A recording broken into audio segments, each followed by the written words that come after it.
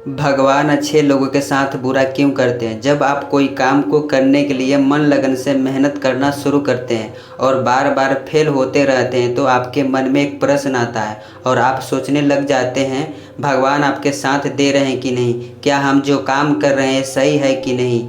आप खूब मन लगाकर मेहनत करते हैं, अपनी सारी ताकत लगा देते हैं, आप अच्छे कर्म करते हैं, उसके बाद भी आपको अच्छा फल नहीं मिल पाते। कई बार तो आपको ऐसा भी लगता है कि क्या ईश्वर सिर्फ अच्छे लोगों के साथ ही बुरा करते हैं, क्योंकि जितने भी अच्छे लोग होते हैं उनको बहुत ही दुख मिलता है और बहुत ही तकलीफ़ आती है उनकी ज़िंदगी में और उनको बहुत ही सारी चीज़ों को झेलना पड़ता है। तो चलिए आज हम इसी बात को समझते हैं। एक बार की बात है, किसी शहर में एक लड़का रहता था जो कि आप ही की तरह बहुत ही सपने देखता था, अपने जीवन में बहुत ही आगे बढ़ने के बारे में सोचता था।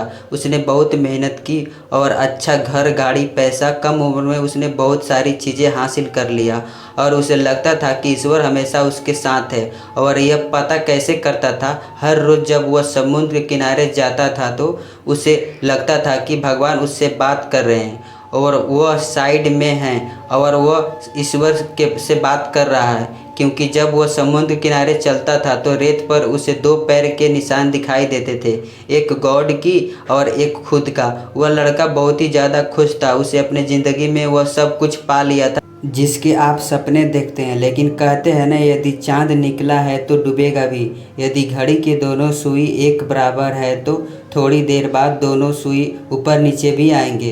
उस लड़के के साथ भी यही हुआ। धीरे धीरे उसकी कंपनी लॉस में जाने लगी। जहां करोड़ों की प्रॉपर्टी बना रही थी वहीं करोड़ों के नुकसान होने लगा। जो लोग उसका साथ दे रहे थे वहीं लोग उसका साथ छोड़ के जाने लगे। उसे बहुत ही दुख हो रहा था और सबसे ज़्यादा दुख इस बात का हो रहा था कि जब वह समुद्र के किनारे घूमने जाता तो उसे भगवान की पैरों के निशान नहीं दिखाई देते थे। इसका मतलब भगवान उसके साथ नहीं थे। वह लड़का बहुत ही ज़्यादा दुखी था, बहुत ही ज़्यादा परेशान था और सोच रहा था कि जब मेरा अच्छा समय था तो भगवान मेरे साथ थे, लेकिन जब मेरा बुरा समय आया तो भगवान ने भी मेरा साथ छोड़ दिया और मेरे अपने भी मुझे छोड़कर चले गए। वह बहुत ही दुखी था, लेकिन उसने हार नहीं मानी। उसने फिर से खूब मन लगाकर मेहनत किया और जो भी ज्ञान भगवान ने उसे सिखाई थी उन चीज़ों को, उन बातों को उस लड़के ने फॉलो किया, फिर से मेहनत करना शुरू किया। फिर थोड़ी दिन के बाद फिर से उसकी कंपनी खड़ी हो गई।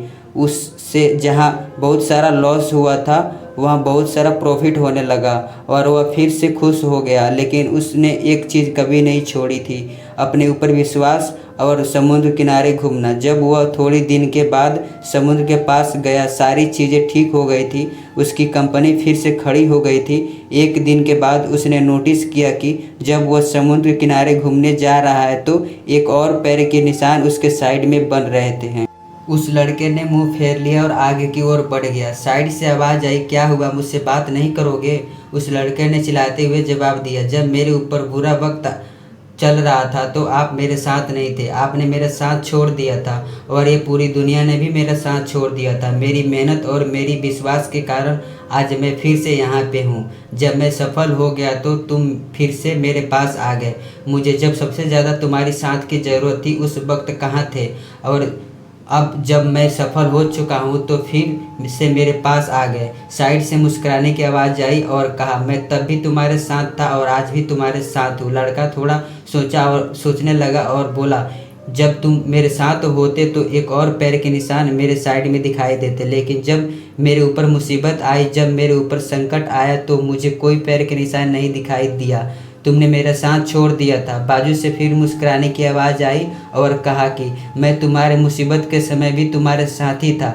जब तुम सफल थे तब तुम्हें दो पैर के निशान दिखाई देते थे, क्योंकि मैं तुम्हारे बाजू में चलता था, लेकिन जैसे ही तुम्हारे ऊपर मुसीबत आई तुम्हें एक पैर के निशान दिखाई देने लगे, क्योंकि मैं तुम्हें अपने गोदी में उठा लिया था और इसीलिए तुम्हें जो पैर के निशान दिखाई दे रहे थे वो तुम्हारे नहीं, वो मेरे थे। इसलिए हमें हमेशा याद रखना चाहिए कि किसी भी परिस्थिति में ईश्वर हमारा साथ कभी नहीं छोड़ते। हम उन पर विश्वास करें या ना करें, हम उनकी भक्ति करें या ना करें, वो हमेशा हमारे साथ है। इसीलिए इस बात को हमेशा याद रखना, हाथों के लकीरों से पहले उंगलियां होती है, जो हमें ये सिखाती है कि हमें अपनी किस्मत से पहले अपने कर्मों को भरोसा करना चाहिए। आशा करता हूँ कि मेरी बातें आपको समझ में आई होगी और इससे अपने दोस्तों के साथ ज़रूर शेयर करना, ताकि उन्हें भी ये बात पता चले और अपने जीवन में आगे बढ़ सके।